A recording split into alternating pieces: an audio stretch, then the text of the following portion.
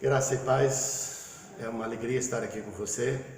Queria a sua atenção para uns poucos minutos para compartilhar uma mensagem que eu considero muito importante para a vida humana em qualquer lugar. Eu quero falar sobre a Páscoa e a Ceia do Senhor. E para entender a Páscoa e a Ceia e a sua inter-relação, talvez precisássemos ir lá para Gênesis 2, ou Gênesis 1 e 2, mas principalmente Gênesis 1, verso 27 e 28, principalmente, quando Deus diz que até lá diz assim: Deus criou o homem e a mulher à sua imagem e à sua semelhança, e deixa para ele para ser fecundo, multiplicar, encher a terra e governar sobre todas as coisas. O propósito de Deus é encher a terra com a sua imagem e sua semelhança. Nós somos criados para interagir com Deus numa prazerosa, santa, espontânea e eterna comunhão. Mas como você já ouviu, provavelmente já ouviu dizer que o pecado trouxe a morte. Morte significa separação. Então aconteceu a separação da comunhão com Deus. O homem, perdendo a comunhão com Deus, deixou, pela desobediência a Deus, perdeu a capacidade não só de governar todas as coisas, mas passou a ser governado pela tirania de Satanás, que havia enganado a eles e levado à desobediência a Deus, pela concupiscência da carne, concupiscência dos olhos e a soberba da vida, como pode ser visto em Gênesis capítulo 3. Mas é Êxodo capítulo 3. E é em Êxodo capítulo 3 que vamos começar a ver a respeito da Páscoa. Agora já não mais tratando da criação.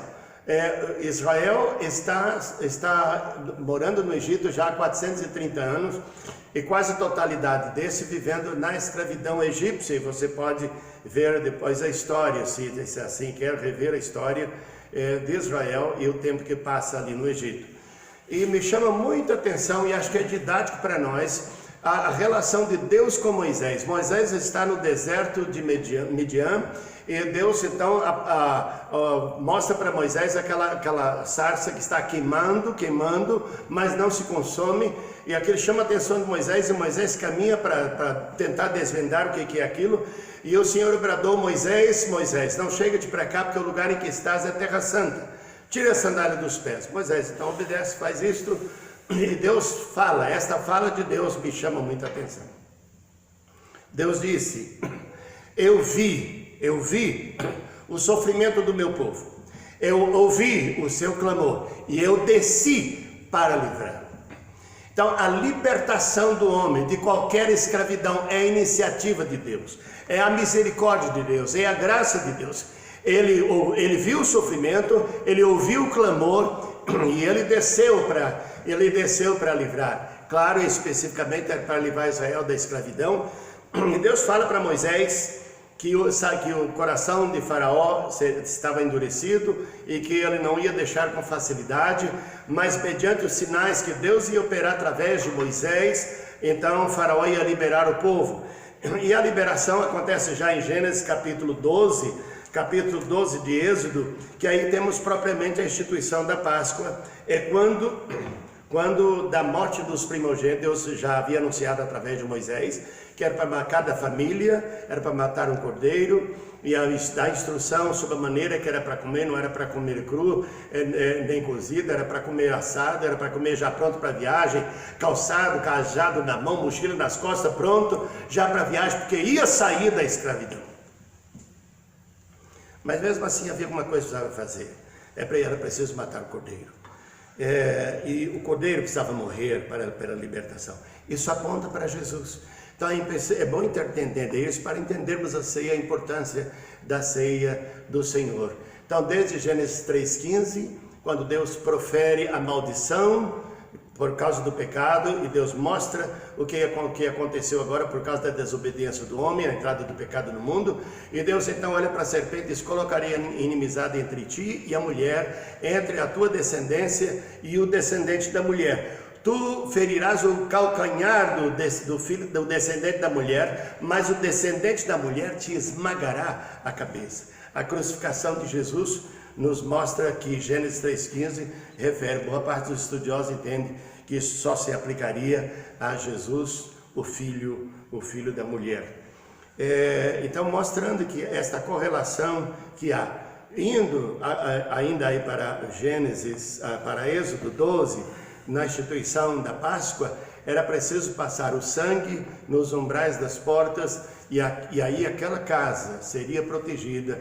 Assim também, isso já apontando para Jesus, aquele que arrependeu dos seus pecados, aquele que recebe o sacrifício de Jesus em seu lugar, como João Batista apresentou Jesus ao introduzi-lo no mundo, diz: eis aí o Cordeiro de Deus que tira o pecado do mundo. Então Jesus é tido como o Cordeiro de Deus, o que tira o pecado do mundo. Veja que Jesus não é apenas alguém que perdoa o pecado. Não é, o crer em Jesus não é só para perdão de pecados.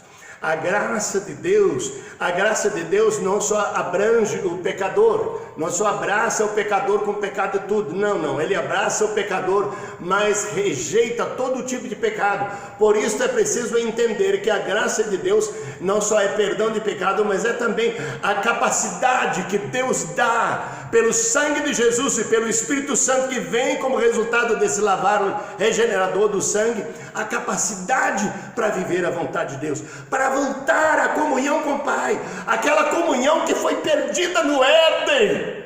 Ela pode ser restabelecida, é preciso entender isto. O sacrifício do Cordeiro de Deus não é só para perdão de pecado, é para retirada, é também para a retirada do pecado, esse lavar regenerador. E aí o Espírito Santo habitando em nós pode nos levar de volta à comunhão que fomos criados para desfrutar eternamente. Retomamos esta comunhão quando aceitamos Jesus como Filho de Deus, Senhor e Salvador. E é na última Páscoa que Jesus, como judeu que era, na última Páscoa que Jesus participa aqui na terra. E conforme, vou apenas ficar com você em Lucas 22, mas fazendo algumas referências em outros dos evangelhos, Jesus começa aquela reunião com os 12 apóstolos, dizendo assim: tenho desejado ansiosamente celebrar convosco esta Páscoa, porque nunca mais beberei do fruto da videira até aquele dia que eu beba novo nos céus. E ele disse: a minha alma está profundamente angustiada até a morte. Então celebra ali a Páscoa, depois vai com os discípulos, convida os 3 mais íntimos e leva com ele para o Getsemane. E ali, subindo ali, diz para os 3, Pedro, Tiago e João: fique aqui enquanto eu vou ali para orar. E a oração de Jesus, repetida por 3 vezes, foi: Senhor, se é possível, passa de mim esse cálice sem que eu beba, todavia não se faça a minha, mas a tua vontade. Voltava, os discípulos estavam dormindo, cansados, entristecidos, com tudo aquilo que estava. Jesus desperta e diz: vigiem comigo, conhece bem esta história.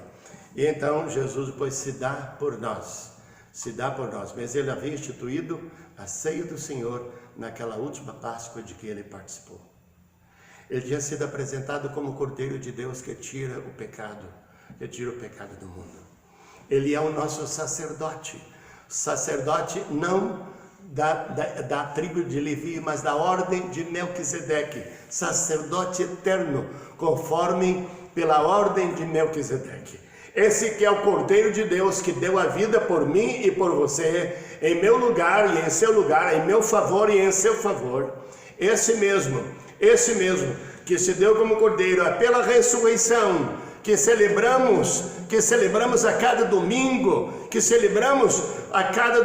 quando cultuamos ao Senhor, quando louvamos ao Senhor, quando celebramos a ceia e pegamos o pão e damos graças a Deus como fez Jesus, comemos o pão e então pegamos o cálice e lembramos que esse é o sangue, como Jesus diz, é o sangue da nova aliança no meu sangue. Eles fazem isso todas as vezes em memória de mim. A diferença entre a celebração da Páscoa e a celebração da ceia é que os israelitas celebram a Páscoa ainda até hoje, olhando para trás, lembrando o passado, lembrando a libertação da escravidão no Egito. Mas os cristãos tomam a ceia do Senhor, que foi instituída naquela última Páscoa de que Jesus participou. Lembrando o passado, faz em memória de Jesus, mas olha para frente, o Senhor voltará. O Senhor virá e estabelecerá para sempre o teu reino que já começou, que está presente já, mas ainda não na sua completude, mas que nós estaremos no reino de Deus na sua completude. A vitória para nós em Cristo Jesus. Viva essa vitória, é decisão por fé. Decida hoje e a partir daqui, decida que vai participar da ceia do Senhor para a glória dele e para a sua permanência em Cristo.